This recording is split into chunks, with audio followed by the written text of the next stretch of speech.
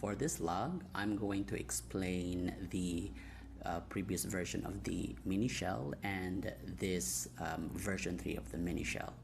So last video, which is the MiniShell using the ESXBP function, that video, the volume is not that clear, so I'm going to explain why we use ESXBP or the ESX vector path function and how it works. And also I'm going to explain the new version of the MiniShell, the version 3. So we extend this project. We add a function to have a background process. So yeah. Why ESXBP function or ESX vector path function? So from the first MiniShell version, we use the system function. It just passes our command to another shell like bash. So using the ESXBP function, let us directly run the program by creating a child process. So this is exactly how real shell like bash and zh are built. So how it works? First, it reads a command from the user. Second, it parses it into arguments, so it will be compounded that arguments into array. And then third, it uses pork function to create a child process. Then fourth, in the child, it calls the ESXBP function to run the command. Then the fifth, or the last, the parent waits until the child finishes that command. Now, we already built a MiniShell that can run commands using ESXBP function.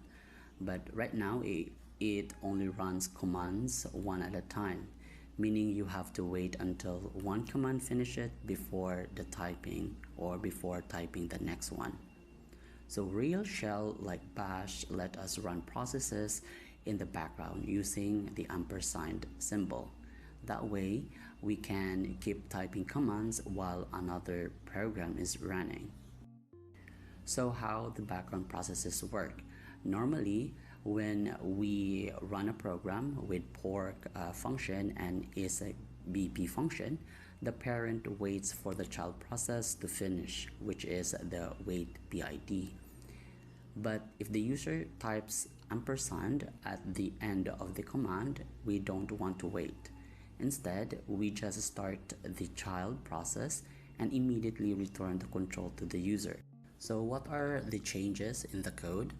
So first, we check if the last argument is an ampersand. Second, if yes, we remove it from the arguments list and set a flag. Then after that, we're going to utilize the fork function. If it's a background process, the parent does not call the wait PID function. Instead, it just prints the PID of the background process.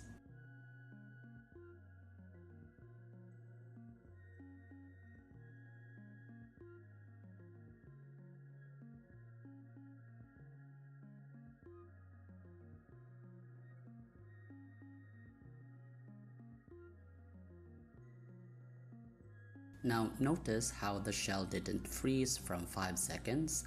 The sleep 5 commands is still running in the background, while we were able to run ls or other commands right away. So now we got commands with arguments with foreground plus background process. So I think the next natural step would be pipes. So that we can do things like ls dash l, then the pipeline, then grift, then the extension of a file that we wanted. So in this update, we made our MiniShell files much more closer to the real one, adding background process support with ampersand symbol or the ampersand.